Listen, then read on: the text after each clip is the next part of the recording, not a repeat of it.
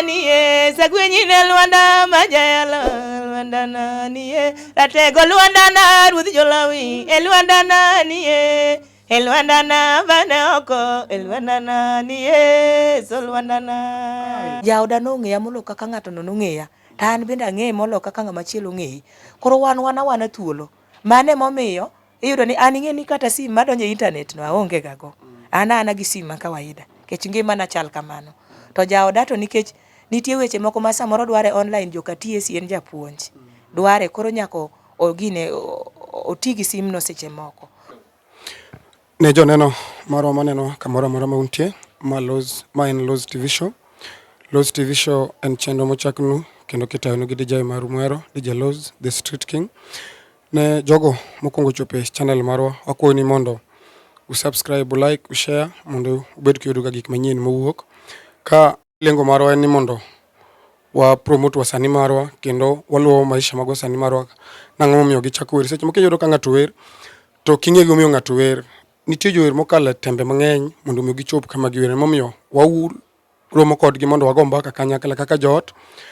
Ka ok adhi mang'eny kawuono an gi wendo marwa molimowa ma ok abi fulo nyinge to kapok wachako okwongo fulno nyinge koko wadhi e lamo. Wendo warwa arwaki chenro ma kawuono.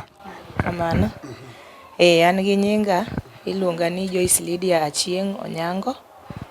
Anya piny mar Imbo Usenge. To aloko dak Karachuonyo Kindu Bay Kamser Lieta.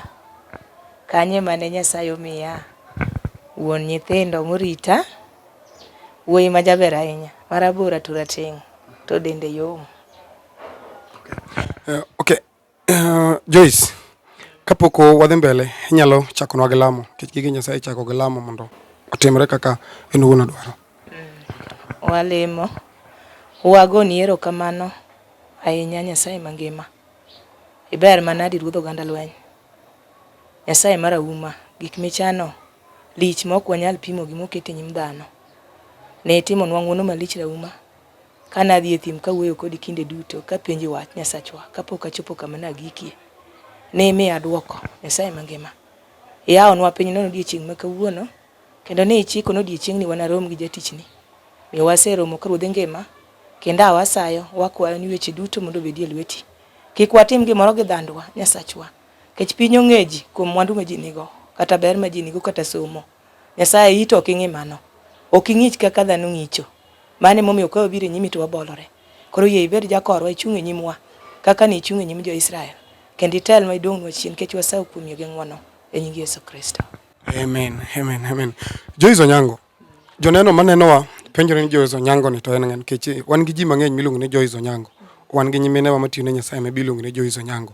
Koro inyalo mana chakonwa gi wer moro matin mondo ging'e ni Joyce Onyango ni to en ng'ama chalo kama.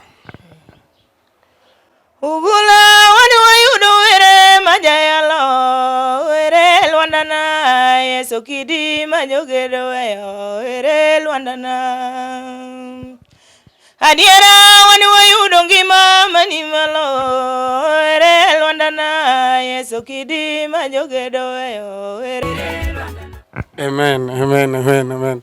Naneno ka wendi no timo maber sana e YouTube sana. Ayudo ka Nyasaye nodonje. Magi moro kaka ni chano aneno ka dhi mbele. Mokwongo message mane ma dare ngiso joma neni kuom support magimi. Message manyalo miyo joma nena kata joma osebedo ka subscribe, give you agone gi erokamano maduong'. Anyalo wacho ni ok en hero na kaka dhano kendo ok aber molo joma osetimo mano to samoro pok gichopo kama nagikie. To mak manikech ok atimo gi dhano, atimo kuom teko mar Jehova Nyasaye. Nyasaye mosechung' koda mogo koda kama antie no. Omiyo agone gi erokamano maduong' kendo akwayo gi ni giendelea. Pod nitie wende moko ma achien ma bende mabeyo mabiro miyo oganda biro gwedhore. Kendo an mission mara momiyo na achako tich Nyasaye no en adwa ni seche ma giwinjo wendego to teko mar Nyasaye olor kendo joma tuo manie kitanda mondo oyud ngima. Kendo joma moko kuom weche moko matek kokalo kuom wer to giyud lokruok mondo piny ong'e ni Nyasachwa nitie. Okay, erokamano. Joyce Onyango. Waseneno nyimene katiyo ne Nyasaye. To ji ok ong'eyo ni ng'ama tiyo ne Nyasaye ni to en ng'ama chalo nade. Owuok kanye mondo mi ochak wer. Nikech yudo kaka heji mari nitie mine mang'eny mok tiyo ne Nyasaye. ok owargi. Kendo ji penjore nang'o momiyo in inyalo mana amua mondo mi iwer ne Nyasaye kiwene gi chuny achiel, kendo kata kiwuotho to itweyo tamba manyiso ni in gi bandera manyiso ng'ama itiyone, kata idonjo mana kamoro tiwacho ni jalemo cha waneno kodonjo kama kama, kata idonjo ma e bat wacho jalemo tinde donjo e ba, matieni in gi signal manyiso ni in ka Jehova.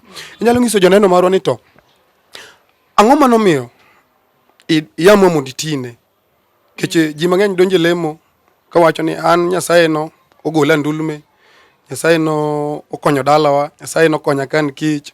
Koro inyalo nyisowa nendi ni to in ang'o momiyo iamua itiyo ne Nyasaye gi chuny achiel? Mokwongo nonyuola e familia ma ji ong'e wach Nyasaye. Babawa nobedo jakwadh kanisa, bedo jagoro mar diocese, even though nosetho. Koro nadongo nonyuola e wach Nyasaye no. Mamawa mane babawa oweyowago be nogurowa e mise mar Jehova Nyasaye. Kendo ne wawuotho awuotha e wach Nyasaye no. An natiyo atiya tich Nyasaye ma kata ka nane e primary school to an tuka ne en mana werno. Kendo kana winjo kamipake Nyasaye to nanyalo we tijena te. Akawo time na, abedo awinjo. Nawinjo ka teko moro ne yweyo machiegni. Koro nadongo kama wach Nyasaye no mise manogudie dalawa kanyo ne en mana mar Jehova Nyasaye. Kendo ka babwa notho oweyowa ka thin kabisa 99, I was very young, to ne wadong' gi mama. Mama nosiko kodwa kuom wach Nyasaye no, mane wasike wach Nyasaye madongo, ma kinde manolor skul ne wabedo gi jumb lemo. Koro kinde mar jumb lemo no, an athoro wuotho gi jayalo, tich manatiyo ka jayalo yalo wach Nyasaye an awer ne jayalo, ka wawuotho e udi ka udi kilamo n'oganda Nyasaye. Koro nadongo kamano, madongo kamano, kendo sama ne wawuotho kamano to joma ne wasomo go wacho nane lost generation, nikech gifeel ni onego bed narwako long, onego bed nasuko wiya, to ne ok anyal suko wiya. Nitie teko moro mane nie ngimana, mane siemona ni mondo mi wach Nyasaye ni mondo awuothie. Koro nawuotho kamano manyako gik kama ne koro Nyasaye ochako miya jadak, bende odhi omiya mana ng'at mong'e wach Nyasaye. Kendo nasiko kalemo ni Nyasaye ka miya jadak to miya ng'at mabiro konya rito wachne. Omiyo nawe jomoko mane nigi geche, yawuoyi mabeyo mane nigi geche mabeyo kabisa, to nakawo ng'ama onge kata gari, nikech gima duong' manang'iyo kuome, naneno nobiro rito na wach Nyasaye, mondo mi ngimana osik kuom Jehova Nyasaye. Koro mane kaka asewuotho e wach Nyasaye, asebedo kawero awera kamano kata chien kapod an e primary level, kadhi e secondary level, ne nitie jomoko mane jiwa mondo mi to dak igol golare wer mondo mi koro piny mondo mi owinji. To nanyisogi ni sach Nyasaye ka sano biro romo gi dakika tabiro timo mano.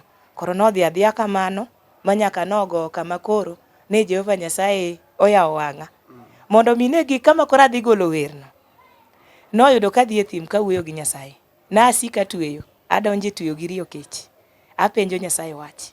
Kendo wuon nyithinda agone erokamano maduong' nikech nomiya full support. Ne wadhi kode tweyo, ne walamo Nyasaye kod jodolo duto ging'eyo kama gintie. Nitie jodolo na manyocha watudorego, I consulted, kendo ne gimiya advice kako nega wuothi, kendo ne gikonya lamo Jehova Nyasaye. Ne asiko kariyo kech kawuoyo gi Nyasaye, mogik nyaka chieng' ma koro Nyasaye ne koro kadhi e wi chonga, talemo almost an hour kawuoyo gi Jehova Nyasaye mondo mi omiya duoko. Ma Nyasaye nomiya duoko. Kochakore kanyo mane koro awacho ni koro I have to make a move, nikech koro asewinjo duond Nyasaye. Koro mane kaka asewuotho manogo nyaka kama nagiki. Okay, to mondo mi iwer wendi mare apako Lwanda. Inyalo nyiso joneno marwa ni to fwenyruok mane manobiro ni kokalo through en mi amo ni wendi ni menyaka idhi golo, nikech iwacho ni chako wer kapod itin. Manyiso ni in gi wende mang'eny sana ma inyalo wero. Fwenyruok mane manobiro ni kapok igolo wendi mawacho ni wendi ni ema nyalo dhi golo kokalo gima kama. Gimomiyo na wero wer mar apako Lwanda no, achako ni wan wayudo were. Ne kinde moko wach moro ne obedo na matek e ngimana. Nyathina moro nanyuolo first born wuoyi, asto Nyasaye ochako miya kendo second born wuoyi. Koro kanyuolo wuoyi no to wadhi dala kaluo, kwaduogo to ngima nyathina no nolala apoya. Ne ok obudho. Tokeno kendo Nyasaye omiya ogwedha piyo piyo achaka yudo nyathi moro. Kendo kanyuolo the third born kendo anyuolo mana wuoyi no. Koro kanyuolo wuoyi no to onyuole ka nyathi man gi chia. Nyathi monyuol gi 3.8 kgs, kasto dongo ka en gi chia maber, to koromo gimoro dweche 4 to tuo moro nochake. Tuo mok inyal understand. nena nyathi madhera dhera odhera dhera. Koro kano dhero kamano kana wuotho kod osiptende to kani ipime to ne ok nyal yud tuo mane chande. Dakteche ne nyamia mana paracetamol ni mondo adhi godo. Koro chieng' mogik ma koro adhi kod osiptal mogik to daktari moro ma Moluyo nyisa ni nitie tuoche moko ma ok thiedhgi osiptal. Gin jopiny mong'e kaka ithiedhogi. Koro kana kanyo to ne apenjo Nyasaye wach. In fact ne adhi kana dok to kachopo kayudo wuon nyithinda tapimone ni tuo moyud onge. To wachona ni koro wadwa lamo Nyasaye. Koro kane walamo Nyasaye wadonjo tweyo. To ka walemo saunga achiel sa 9 tawinjo ka duol moro wuoyo koda ni mondo abar muma. Ka baro muma tayudo ndiko mar Johana Injili ochike wang'e. Makoni kane Yesu wuotho noromo gi jopuonjrene moko. Kowuotho gi jopuonjrene to ne giromo gi jal moro mane onyuolo muofu. To jalno jopuonjrene penje to jalno nonyuole muofu nikech richone owuon koso nikech richo jonyuolne.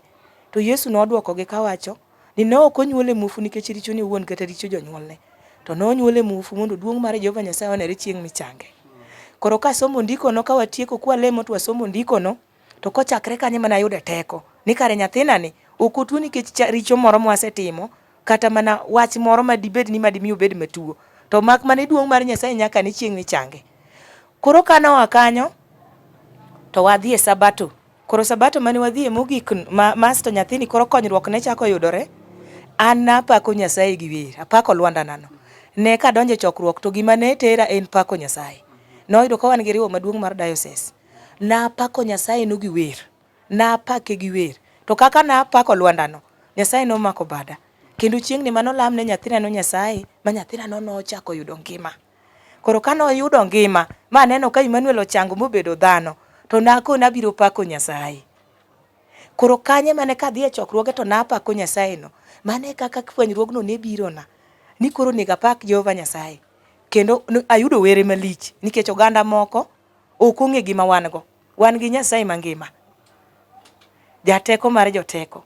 Na miyo wach no nomiyo nakona biro pako Nyasaye. Kamoro amora madhi e tich mabiro tiyo biro pako Nyasaye. Emomiyo winjo ka wero na pako Lwanda. Apako Lwanda. Mane momiyo na pako Jehova Nyasaye gi wer. Okay. Matieni wendi ni timo nendi ma gima notimore ngima. Gima ne Nyasaye otimo na nitie wer moro mabiro chien kanyo. Ma wuoyo ahinya kuom wach makeloni. Ubro winje kosekete, to ubro winjo wuoyo ahinya kuom wach makeloni gi kaka nobedo, gi kaka ne Jehova Nyasaye otimona. To gima na asinge ngimana ni an gi oda abiro pako Nyasaye. Koro mane momiyo wer mana pako Lwandano. Ochangu pudhe, oparo loche, otimo gik malich manyalo kwano. Koro mane momiyo na wero wer mar pako Lwanda. Okay.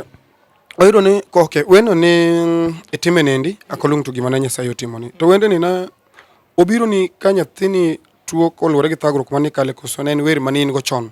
En wer mana jawero chon. To mak mana ni weche moko makoro akete iyego. Nitie fwenyruok mane biro na kalure koro gima na neno duong' mar Nyasaye e kinde mane nyathina no Jehova Nyasaye ochangona. To kalure gi wer. Waneno ka jowende mang'eny wero mana mondo yud pesa. Ji mang'eny paro ni giwarore kata gitiyo ni Nyasaye, but Nyasaye gitluongo nyinge but giwero mana mondo miyo giyud pesa. Tofauti mari gi jogi en ang'o? Tofauti mara kodgi, an gima nasinge nyim Jehova Nyasaye ni an gima duong' matong' amor ka winjo en ni kapo ni ng'ato nowinjo werno to kokalo kuom teko mar werno ng'at moro chango kokalo kuom werno, kata ng'at moro machielo oyuda warruok kokalo kuom wendno. Nikech anyalo paro ni kapo ka wero weni makora kete, chieng' moro na were chokruok moro. Kore seche mana were chokruok ni, jomoko nitie ma jamako ga gi sim secretly. Koro nitie ng'ama ne mako werno gi sim. Koro kano osemako werno gi sim, to nitie kaka nakia nodhi oore e internet. Kasto ng'at moro bang'e ogona sime, omanyo namba bogona sime. Owacho ni nogombo ni mondo ne miyo mane wero wendno. Ni noyudo kano tuo no moko kabisa kitanda. To kano winjo werno kani wero, to nopuko yudo ngima. Bochung' malo. Koro kanyo an gima duong' madwaro ni mondo mi awinji ni Jehova Nyasaye kokalo kuom werno oganda di boyudo ngima. Kata oganda di moyudo warruok. Nikech ng'e nitie oganda moko magin were manowarogi, molokogi magibedo jo Nyasaye. Koro nitie oganda moko Kata sani nitie oganda moko mosegona sime ni kokalo kuom wer mane giwinjo no, ne giwinjo ka much yani giwinjo ni onego gilokre. Gin joma to kang'egi moko ba onge gi namba gi, to werni nomiyo gidhi gimanyo nyaka namba mondo mi gitudre koda ba gigochona. Koro an agombo ni gima duong' nying Nyasachwa mondo oyud duong'. Waweya gik mabiro bira nikech Nyasaye to wuon gweth. En Nyasaye mikirito singruok ne tirito chikene, to gimoro amora biro bira kuom Jehova. Kendo ing'eni mar Jehova to biro mos, en ok obi piyo piyo, obira mos, to Nyasaye ok bi we mondo mi wach ni ogore piny. To gima duong' ma agombo ni oganda ochang kokalo kuom wer, kendo oganda mondo oyud warruok kokalo kuom wer. To jaodi bende wer koso kata oyalo, jayalo kata jawer? Jaoda en jakwadh kanisa, kendo en ja injili. An bende an ja injili, kowe wer to injili bende adhi godo. Koro jaoda to en ja injili, kendo en japuonj molony ma opuonjo wach Nyasaye. Ok en ng'ama polite, ng'ama muol mawuoyo mos. Koro opuonjo wach Nyasaye to oyalo wach Nyasaye, to kendo en jakwath mar kanisa morito oganda mag jo Nyasaye. Okay. Uleme kanisa mane? Kanisa mara maleme en Jordan God Last Appeal Church e buo Nairobi East Diocese, Kasarani Center. Okay. En ro. Luong mogik. Okay, iyudo ka namba ni migoche ine mimako, but WhatsApp to jaodi eman godo. To waneno jowenda mang'eny kochaka wer ni kata mana simbe jaodi ok mul. Gino no oshangaza sana. Ang'o momiyo kama koso nitie sheria maybe moketo ni message moro an manyaka receive koso mano to mana winjruok manu bedo piny wacho ni wadwa rito warruok to social media be weche ng'eny. Jaoda mokwongo kata kapok agolo wer, an jaoda simba omaka. Samoro boka obedo godo kata mana the whole day. An be samoro abedo gi mare. Nikech ka wan jomo war ma jo Ibrania wuoye cha, warruok en gima duong'. To warruok miyo ji bedo thuolo. To gimiluongo ni marriage bende dwaro gimiluongo ni transparency. Koro wan thuolo nikech wang'e Nyasaye mwatiyone, wang'e Nyasaye mwasewuothone. Jaoda nong'eya molo kaka ng'ato nong'eya, to an bende ang'eye molo kaka ng'ama chielo ng'eyi. Koro wan thuolo. Mane momiyo iyudo ni an ing'eni kata sim madonjo e internet no aonge gago. Ana gi sim ma kawaida. Kech ngimana chal kamano.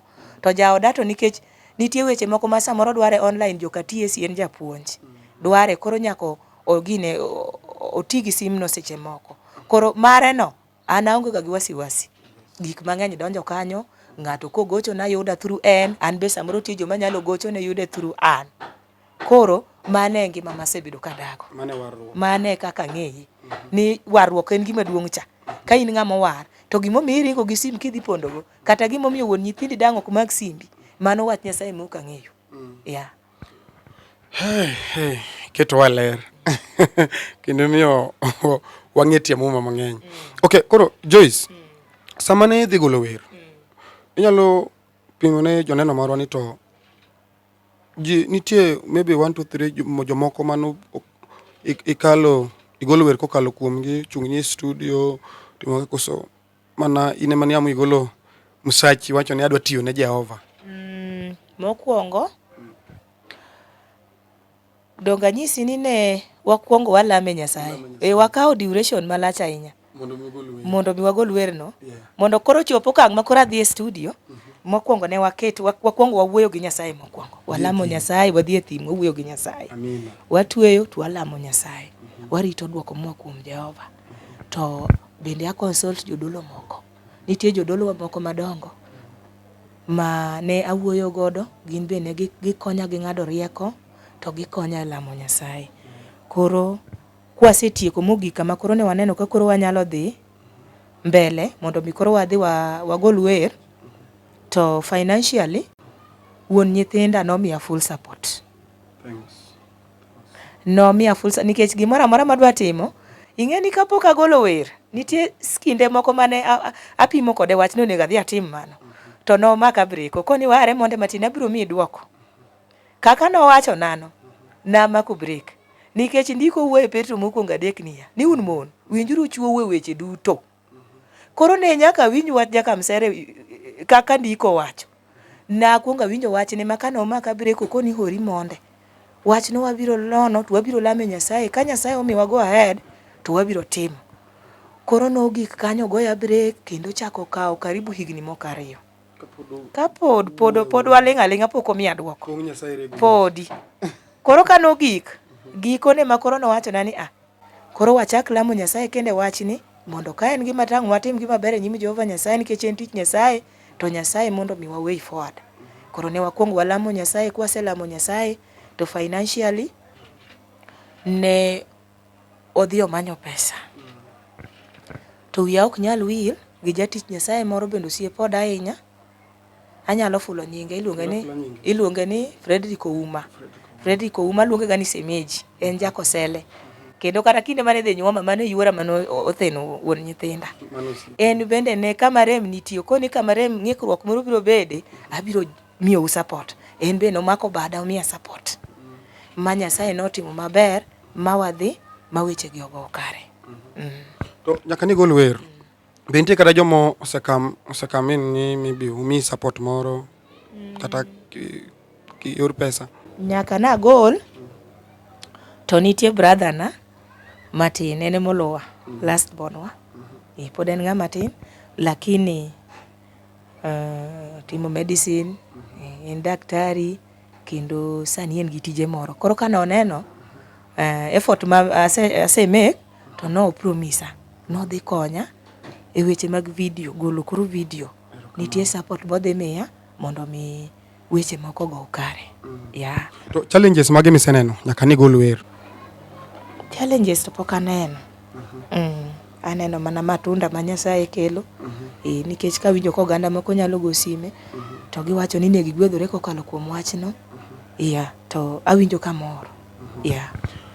Okay, to in case ni koro ng'ato dwa luonge crusade nikech wende no trend sana. Ng'ato dwa luonge crusade. Ilipisha nade kuzo sani podi tiene Nyasaye yor ng'uono. Ingeni ni dhi studio golo pesa. Kanyo no to kadwa da wuoye gie sani. Kanyo kadwa da wuoye nikech bende ano kadhi crusade bora diluongo ji. Okadhi kamora mora. Nyaka ang'o miyo kidhi kamora. Nyasaye ni ipenje wach. Ibolruok kuome tipenje wach nikech nyalo ga ni dhi adhiya to kariwa ne dhi maber kari sewuok e reru. Koro wabiro kwa Nyasaye. To ka en kama oluongwa tich Nyasaye moriere ma muang'e kore gatache to wabiro dhi pako Nyasaye. Wabiro dhi pako Nyasaye. Kendo ok anyal go nenge wach Nyasaye. Okay. Anyalo luonge to wacho ni Joyce. Auro ni fea maduogi mar dhi. Bi gono injili. Mano wagaga injili. Wagaga injili. Idonje industry mopogore gi kaka jiwende moko nitie. Kani lengo mari en ang'o? Lengo mari ni change the entire music industry. Koso keche to jongi kigone gi simu ana gocho ne 30,000 chak wuoyo gi ng'ane 40 ko romo 20 tiweye gi kanya dhi paro. Ing'eni mano wach malich manade. An ang'eni wach Nyasaye ok go e nengo. Nikech wach Nyasaye jachudo mang'won. Dhi adhiya tiya ne Nyasaye no. Moganda moko samo nyalo yudo konyruok kokalo kuom tich Nyasaye no. Nyalo miyo Nyasaye tim ni gimo malich molo kata nengo mane goyo no. Paka Nyasaye gitiyo ne Nyasaye ka jomoko yudo kata mana chango oyudo kata mana lokruok kokalo kuom tich Nyasaye mane dhi tiyo no. Nyalo miyo chiemo nyathini moro mane wiyo dinore mok winj gimoro e sikul Nyasaye ya obwongone. Kendo nyalo miyo chieng' moro ahero ga nyiso ji kata ka ane kanisa ni an kata kora onge gi mtoka kanisa moro e ngima na ok abi bedo go. To gima ng'e ni mtoka biro donjo dalana nikech Paul biro somo to the university. Kokalo kuom tich Nyasaye matiyo. Nyasaye nyaka bi gwedhna Paul, Nyasaye nyaka bi gwedhna Emmanuel, Nyasaye biro gwedho Jacob, to Nyasaye biro gwedho nyaka achiel man go ni Roda. To nyithinda gi chiem Nyasaye nyalo mako na badgi. Koro tich Nyasaye ok ne ni go e nengo. To ok en ni catch by hand. Tiende ni in inyalo tiyo tich Nyasaye. To Nyasaye nyalo chuli e yo mopogore. Oganda to segedo kuom pesa. To pare ni Nyasaye to nyalo chuli e yo moro kata ni yudo ni kata midekri moro ma yando mok dier odi. Nyasaye uwilo nigo. Tich Nyasaye mane dhi tiyo cha. Nyasaye oloko dhoch mowilo wachno. Yeah. Okay, to binti kata wasani moko mose come up ni Joyce adwaro ni mondo goye koda kolabo moro. Pok to aneno. To bende tek to tek ok akia ka bed atim mano tek. Ang'o miyo kidi tim? Ok ane ka wachno ahero ga ahinya. Joyce an gi wenda moro to aneno ka dundi aneno ka digi tich Nyasaye. Adwa ni konya. Mani ngeni mana kolabo. Kolabo no to ok ane ka arwako. Yeah. Ok ane ka arwake ahinya. Iparo ne je wach moro ni. Ji okri ji duto maluonga ni ruoth gin jo Nyasaye. Inyalo ji obede nyisechegi. Ji nigi nyiseche. Kendo sama gin e nyim oganda to giwuondore, gin hypocrites. Giwuondore ni gin jo Nyasaye. To ok ing'eyo. Kata sama ng'ato tho mosi ni Bwana sifiwe tibi duoke ne sifiwe Bwana, ok ing'e ni Bwana mane mosifu. Ok ing'e ni en Nyasaye mane molamo. Yeah. Koro nyaka itang', nyaka igo kwan. Inyalo sifu gimok sifi. Koro nyaka itang' kendo nyaka mondo mise mar Jehova Nyasaye osik kuom ng'ato, nyaka ibed ng'ama nyaka itang' ahinya. Kik iringa ni ji ringa. Yeah. Iparo ni ang'o momiyo ng'ato nyalo wer to ko owero era maber to ko chaka mako pesa matin nikech kata mana in itiyo ne Nyasaye to Nyasaye iwacho ne joma tiyo ne Nyasaye machamo gigo ma Nyasaye okanenogi. Nyasaye nyalo gwedhi through wendeni ma pesa bi maber. Iparo ang'o momiyo chopa ni ng'ato kose hit ni makono chopo kama duong' ni to ode wewa to tali ma en koro barabara en odhi. Iparo ang'o ma dekel gimoro aina ni? Aparo ni mae kama awuoye ni warruok en gima duong' cha. King'e Nyasaye milamo. Gi kuma Nyasaye nogolie gi kama ae gi kama dhiye. To ok inyal mess up nikech apani kata jower gi duto te. Kata kama ok otimo kamano to nyaka yude 1 out of 10 morito dalane. En jawer, nitie jawer moro ma chunya ohero ahinya even though kang'e lifestyle background mare. Miyo moro miluongo ni Eunice Ogoma. Ahero mama no gi chunya. Kendo ahero wendene. Kendo aneno ka en mama ma yani en mama moro ma kinene to ja Nyasaye. Kalure kaka senene, ok ang'e kaka ngimane chal, kata ok ang'e kata ka dalane bedo nang'o ok ang'eyo. Lakini awinjo kaka chunya nyisa ni mama ni en ng'at Nyasaye. Koro kapar ni jower gi duto te gichal kaka iwacho ni moko ringo miechgi no. Nyaka yude moko mochung' mani miechgi. Gitiyo tich Nyasaye no to miechgi be girito. Nikech ndiko moro wuoye Korintho mokwongo 11 ni dhako ken gimoro ka dichuo onge. Kata somo en gi digri to dichuo onge useless. Kata dichuo bende ok en gimoro e nyim wuoro ka dhako onge. Koro kare kidwa ni wuothe Nyasaye wach Nyasaye ni mondo duong' mar Nyasaye onere tibe wach ni obed wach man gi teko man gi nengo. Nyaka ibed dhako morito ode. Amen. Yeah. Okay, nyaka donje industry. Ji kawi nade nyaka wendi chaki ma ikoro ji ong'eyi. Ipani kata kiwuotho ji kawi nade nikech ngene ji mang'eny kawo ni Joyce Nyaimbo. En ma wende na winjo cha. Mama no nigi pesa. Pesa to bende ing'e ni Nyasaye korito ng'ato. To kati modho mana pi odi ka to kiwuotho oko ka to ji we mani inchi minister to samoro pesa bende onge. Amen. Mana matin ma Nyasaye omiyi cha. Ema mineno dhano. Koro jomoko ing'e ni joma nigi paro ni werno en wer mondo ji oyud pesa. Gine joma koneni to paro ni in gi pesa kata ni dhi manyo pesa. Jomoko nyaka criticize, jomoko bende nyalo neno ni en tich Nyasaye, koro ji nene mopogore. Yeah. Okay, apart from music, tich mane mitimo? Tich matimo an japuonj mar ECD. Koro mane tija matiyo puonjo nyithindo. Gimachielo manyalo timo business bendo karache bende nyalo timo, but for now to tich matiyo en mana puonjo nyithindo no, japuonj mar ECD. Yeah. Okay.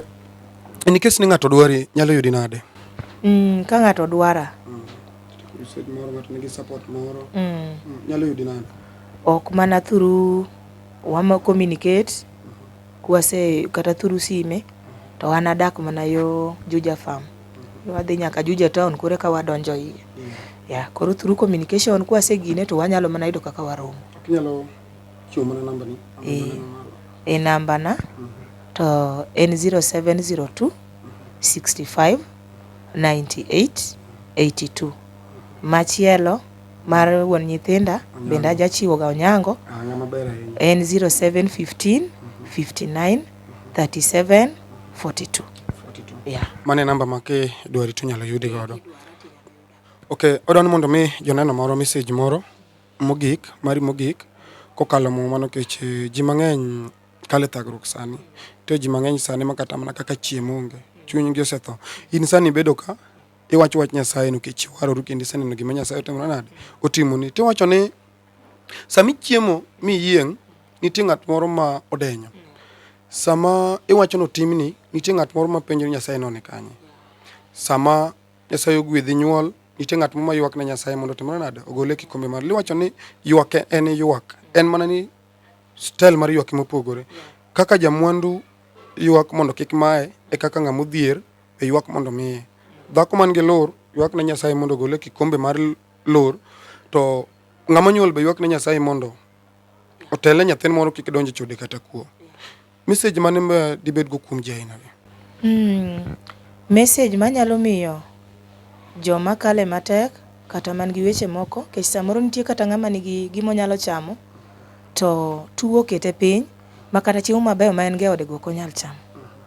Message manyalo miyogi en ni jo Filipi 4:12 wacho niya, nasepuonjra dak kata ka an go kata ka onge, kata ka yieng' kata denyo. Koro agombo ni mondo mi gichung' motegno gi wach Jehova Nyasaye to gipuonjre dak. Puonjri apuonja dak kama Nyasaye oketieno. Ka Nyasaye pod oketi ni lawi mar matumbe minyalo yudo irwaki, kik igom mar ng'ato mi idhi kwel, kata kik igom mar ng'ato mi iket kata dak di ka in ng'ama dhako nikech in gi fitina mag mon. Idwa ni mondo mi idhi yud gima chwori ok nyal afford. Puonjri apuonja dak. Nasepuonjra dak kata ka an go kata ka onge go, kata ka yieng' kata ka denyo. Kik wawe wach Jehova Nyasaye ni koro kuni Nyasaye ni kanye, nikech samoro iseywak ne Jehova Nyasaye kuom ndalo mang'eny. Nitie ndiko mawuoyo kuom sach Nyasaye. En koromo to Jehova Nyasaye nyaka timne ng'ato. Kinde ka kinde ng'ata morito singruok mar Jehova Nyasaye kendo mosiko kuom Jehova Nyasaye ok nodhi mosiko nyaka chieng' mochandruogno Jehova Nyasaye golni. Koro watim kinda kuom lamo Jehova Nyasaye kendo watim kinda kuom tiyo ne Jehova Nyasaye, to Jehova Nyasaye biro mako bad ng'ato ka ng'ato. Onge ng'ama nosik kama entie. Jehova Nyasaye nigi teko mar golo ng'ato kanyo ma ket kama chielo. Koro nitie wer moro mani golo manyien kendo en wer mowuoyo thagruok sana. Inyalo mana wero nogo matin ne joneno marwa mondo gidhi giluwe YouTube. By ne jogo ma neno minwa ni ma Joyce Onyango, mana kako wacho wendo kako wawuoyo kode, chope YouTube channel mare subscribe Joyce Onyango. Wende mohit sana kanya en iluongo ni Apako Lwanda. Indika na Apako Lwanda to mano wer madhi biro. Chopi subscribe. Ka in gi support mora mora e yor Nyasaye to inyalo gochone imiye support mora mora kotenore gi yor Nyasaye. Kata in mana gi crusade, mano tich Nyasaye.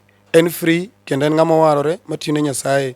Wamiye uru support kokalo through tich Nyasaye motimo nade motimo. Koro inyalo mana weno matin mondo lemnwa, mondo waloro la chenro, mondo tich Nyasaye odhi mbele.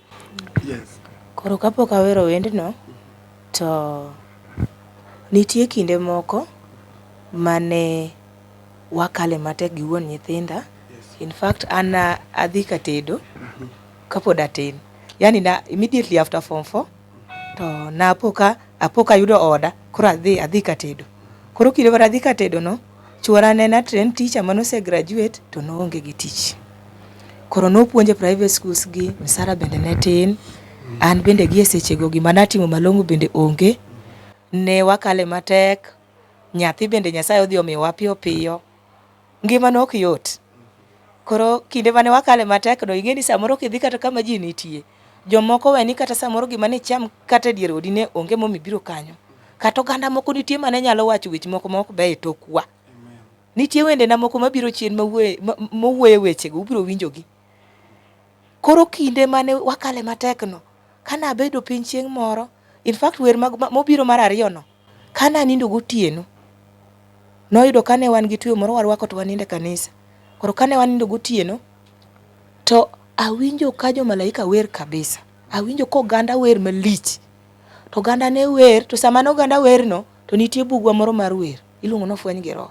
Koro seche mano ganda go wer no, to bugne manikelo na kama. Bugne manikelo na kama.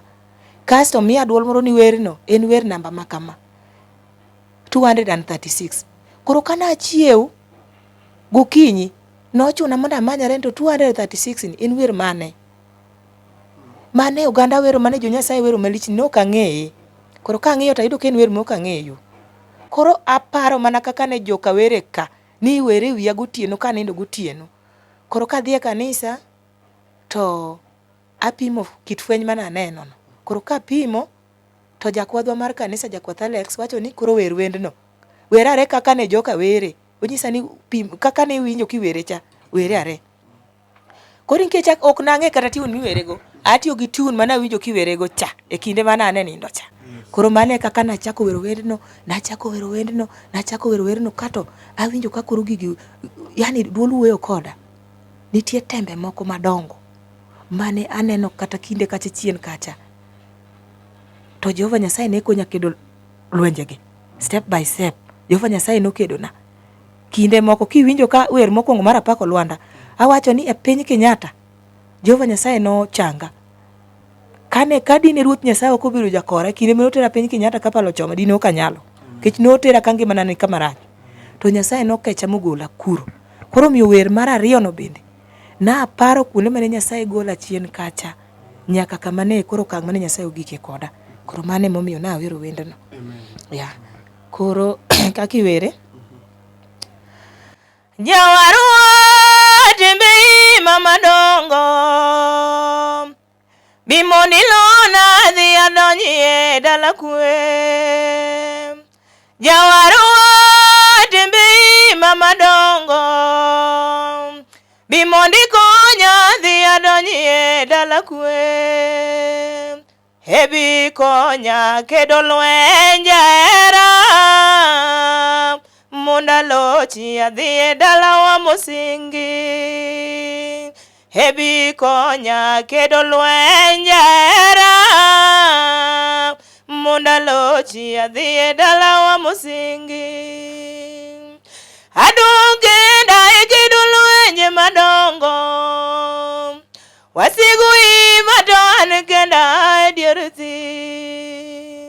Adunge dai kedo lwenje madongo wasigu imaton kenda dierthi. Yesu bi konya kedo lwenje era Munda lochi adhi dala wa musingi. Amen. Koro singo bilona lweny. E bedhe kata apako Lwanda ni. Nitie mbele ne kamoro kanyo ma bedhe kanyo maneno ka koro ji manyego. To en Lwanda nani. En aneno ka ng'ato kete TikTok miyo miel sawa sawa. Kanyo ma dhano ng'adego. Yeah. Ugulana bako Lwanda na majayalo Lwanda nani e sagwenyi ne Lwanda majayalo Lwanda nani e ratego Lwanda na Ruoth Jolawi Lwanda nani e Lwanda na bane oko Lwanda nani e so Lwanda na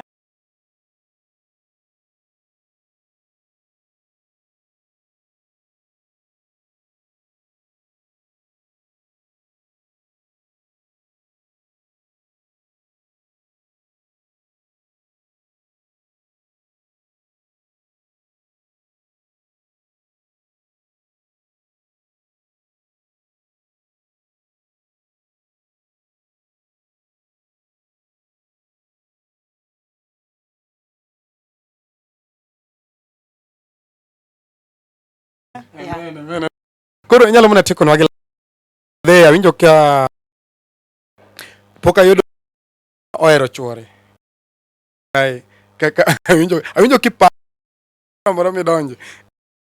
Kapo kilemo message makata na dieri kar ten koda jomokarore. Se amone mayo. Menogo message. Nitie wado mi message. Yeah.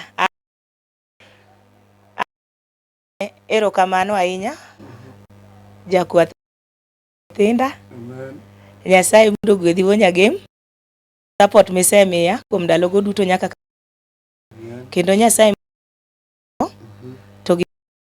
to ketwa wasiki wawuothe e wach nyakla.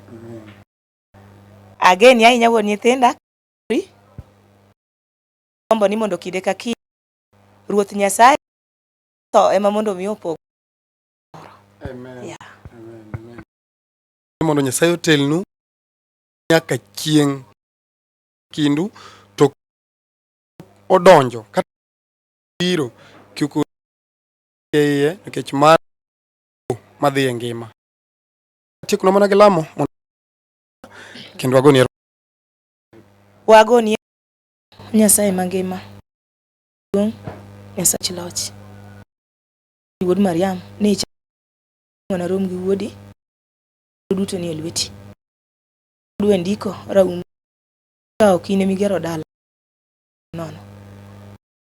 Ito dala Nyasaye mangima nono. Kendo miwa jogi duto Nyasaye wan go ka ng'ato ka ng'ato manie ngimane aketo gi elweti.